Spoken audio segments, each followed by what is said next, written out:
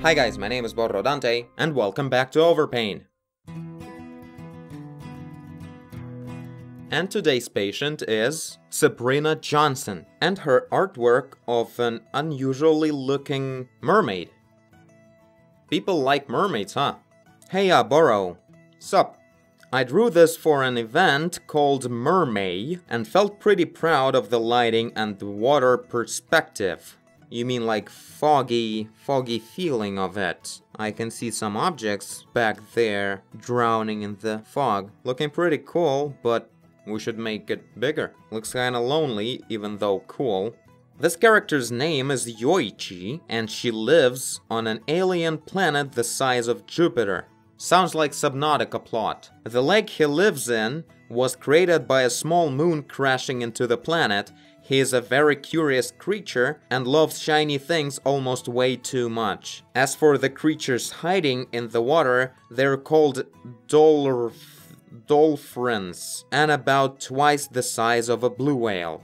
They have long necks, 6 eyes, tusks made of solid mercury, and the lower half of their body resembles that of an octopus. Dolphins are extremely hostile and even attack each other. I would love to see you overpaint this piece and see your improvements for it. Long neck, 6 eyes. So that guy in the back is the dolphin. Yeah, he seems like a scary predator back there. So our mermaid, Yoichi, is in trouble. Let's make it more obvious then, because right now it just feels like there's a mermaid and something very unclear in the back that many people may not even notice. So let's work on that part and make it a bit more readable. And of course, improve the rendering a bit. Generally, the composition is kind of flat. I mean, the character is from the side, which is a common thing for not very advanced artists to choose. I'm not gonna fix that, because, again, this is an overpaint. I don't really fix the whole thing. Plus, it can always work as a, you know, cinematic kind of shot. So let's go for that. Wow, it's big. Is this real? Oh yeah, wow, there's a lot of work in the details and some bugs as well. Okay, I'm gonna make it a bit smaller though, because this is too big. I don't know, at least 6K. Okay, so the first thing I really want to fix is I'll probably move, like, the composition thing. I'll move the Yoichi character a bit closer to the light source, so we'll see the dynamics of him reaching for the light. And in the shadow of this character, we'll see the predator going. So there will be a lot of volumetric shadows from the guy, and there will be this dude in there. It will look pretty cool, I think, if we'll pull it off.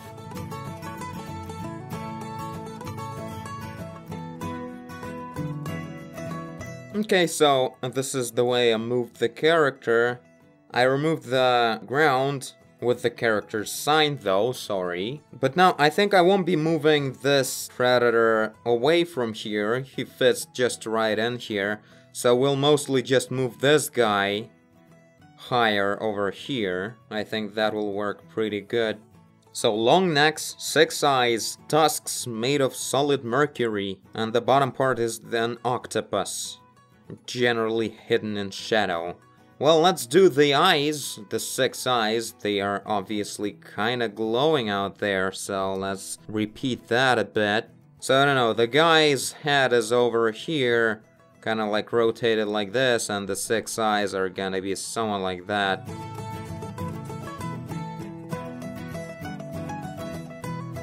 So let's put some tentacles of this closer monster like this, so it would look more ominous for our Yoichi guy.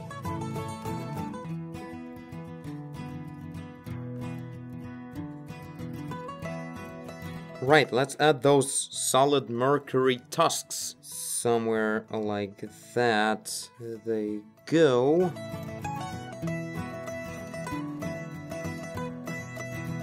So I make sure to think about this guy's head as a 3-dimensional object. That's why I didn't add the highlights like in here. I was adding them at the corner of the object. That's because at the corner of these features, because they're sticking out and they have the most rotated to the light source parts at the very edge. but in here, it won't be at the very edge, the highlight. So it would be somewhere right here at a certain distance from the very edge, because the round object looks at the light source, not exactly at the edge, and then it faces away from it. So make sure to position it right, because when I did it correctly right now, it actually made it look a lot more three-dimensional right away, which is interesting, quite a important effect apparently. Like in here, it felt kind of flat, but it makes sense now, since in there's like a different lighting there or something like that. Yeah, really nice highlight, I like it. So yeah, something like this for the design of the creature. It turned out a lot creepier than I expected it to be. I was struggling with the design of the mouth because I didn't want to make it too generic, just horizontal or just vertical. I already had quite a cliche positioning of the 6 eyes like this, so yeah, that's what we ended up with. Maybe let's add a few more of the tentacles like this from the distance. Not sure if I'll have time to put some extra details on these, so mostly they will be just silhouettes. Yeah, this way it feels like the character is actually all the way around our Yoichi. Wow, this looks a lot more intense than the original, like it feels like there's a chase going on. Not exactly sure that was the intention in the original story. Thing is, this big guy is not really that close to the main character. It's just that the monster is way bigger. It's what, twice the size of a whale? So that's the point. Maybe we should add some tiny fishes in front of him to emphasize the fact that this guy is actually a lot bigger than most characters, most creatures in the sea. Like this, a few fishes that the giant isn't really interested in. He's up for a much bigger prey, with a shiny butt. So yeah, let's work on the butt, the Yoishi's butt. It actually turns out quite interesting as an illustration with all the tentacles around and this part, and it's all dynamic and interesting, and then this flow of the Yoichi is continuing it, so it looks quite interesting, like a wallpaper or something. I mean, not yet, but if we would put enough detail on it. So yeah, let's do the main guy. Not sure how to start really, it's so sharp and all. I guess I'll kinda try to smudge away some of the sharp details to be able to work on top of it. Like, I'll try to get rid of the most silhouettes and all that stuff. So right now I'm working on the shadow from the hair, trying to make this whole part of the body that is really close to the hair underneath much darker than everything else. So I'm just almost like making my eyes unfocused on the image, like blurry the vision, and just put the spots where I feel like they should be for the shady area. So I wouldn't have to actually remove all the silhouettes first, I can just ignore them this way. Yeah, about the highlight, I can see hair has a highlight in here where it's facing the light source, and in here. But what's interesting, sometimes it's easy to forget that this concave curve also faces this way. So in here there will also be a highlight like that. Oh, I forgot to remove the arrows. Well, that's the brave design of the character I'm up for. I'm ahead of my time. So in here I'm adding more light to the background because I'm gonna make the back in here really dark, like to catch a very strong shadow from the hair that is really close. So the contrast will be the opposite, like the air perspective of the background will be actually brighter than the shadowed down back of the Yoichi.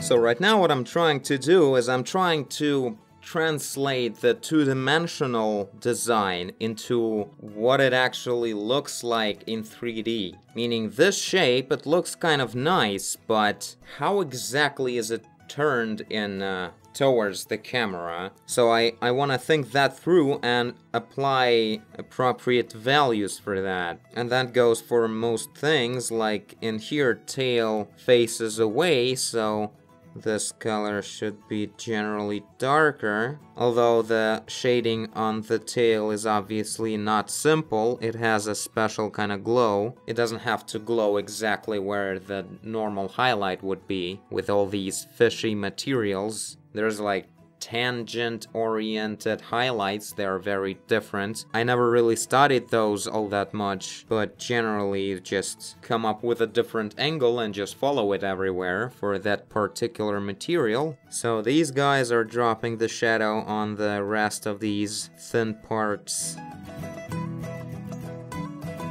And of course, this area of the body right here, like, it's lit by the light, it should be bright, but not that flat. Like, it's all curvy and smooth, so it should be only really bright in this spot, but in here it should already be darker. So right away as we face away, we're applying a darker color, so it wouldn't look flat where it's lit.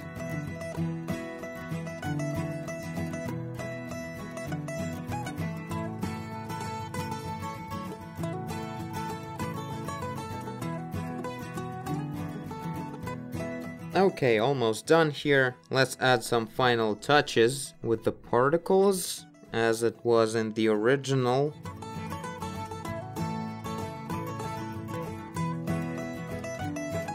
Okay, done! So this is the final look. I think we fixed the composition pretty much appropriately, because this was really shifted downwards for no obvious reason, as far as I can tell. Added the guy, more obvious at the bottom. Really love the way the monster turned out. I think it looks really cool. And then worked on the whole lot of values on the main guy. I think it really worked for the best. Yeah, especially I love this part with the torso and the shoulder. Really, the proper values bring the right mood and context to everything in the lighting.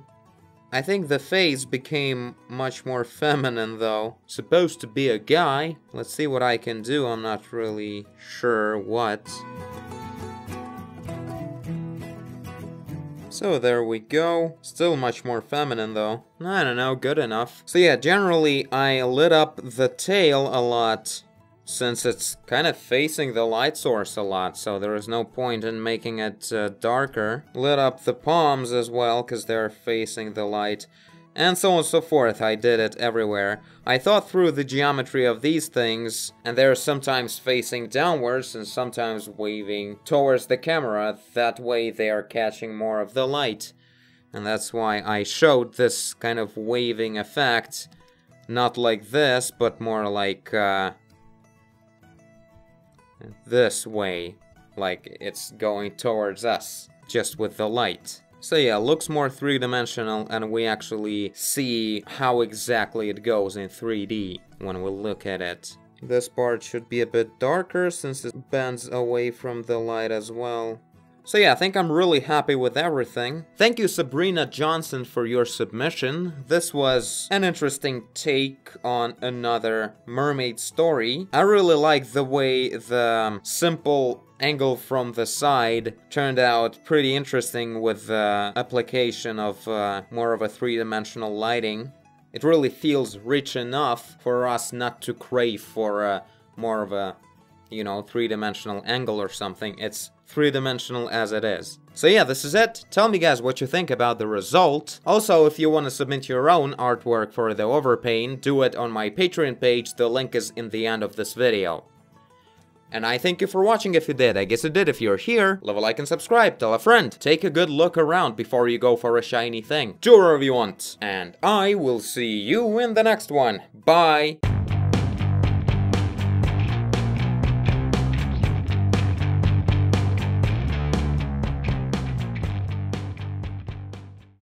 Oh, this looks real nice from the distance. Just a generally satisfying picture, you know?